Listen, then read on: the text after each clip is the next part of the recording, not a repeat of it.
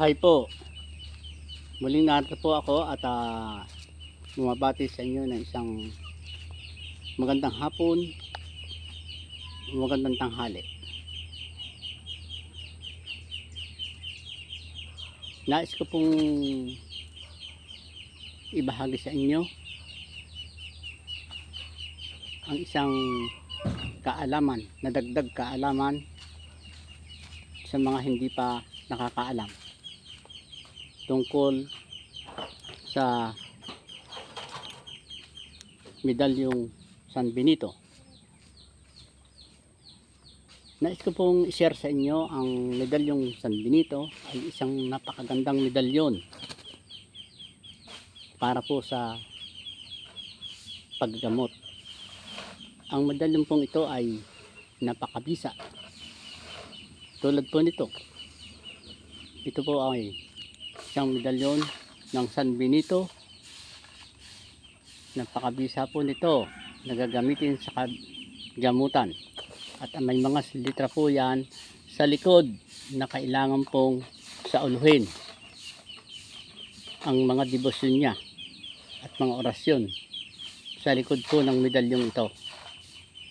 Ang salita po dyan ay na marami pong salita yan. Ang nakalagay po dyan ay CSPB. Ibig sabihin, Christe Pater Christe Pater Benedicte Cross Sacra Sit Mihi non Draco Sit Mihi Badi Retro Satana non Vang Swadi Mihi Bana Sont Malakwi Libas Ipsi Binina Bibas Pax Adonai Sisot Sumox. Yan po ay pwedeng gamitin sa mga pagtatawas sa itlog. Yun po ay habang o kaya sa esperma, sa kandila, habang nakasindi po ang kandila ay dadasalin po patatanganan nyo po ang kandila sa or esperma sa may sakit sa nadanyuhan. Pagkatapos ng ilang minuto na nakatanga na, kunin nyo ang esperma at putulin ng 3 at inyong tunawin sa isang kutsara. Pag natunaw nyo sa isang kutsara, habang tinutunaw ay dasalin ninyo ang salita ni San Benito. At pagkatapos nun, ilagay sa isang maliit na tasa na may tubig ang natunaw at doon ay palalamigin. Pag malamig na, sa kanyo tingnan ang kandila at makikita ninyo kung ano ang lumabas na forma sa kandila ay yun ang puminsala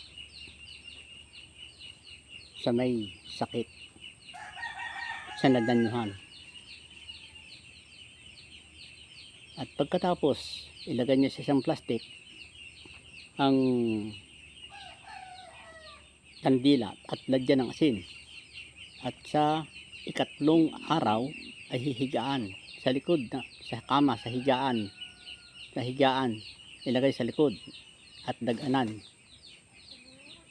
hanggang sa makaikatlong araw. At pag nakaikatlong araw saka sunugin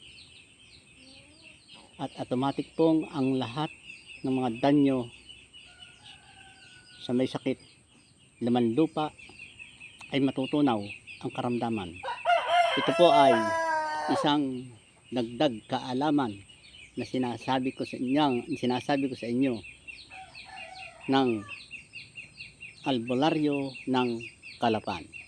Maraming salamat at muli tayo'y magpapangita. Bye.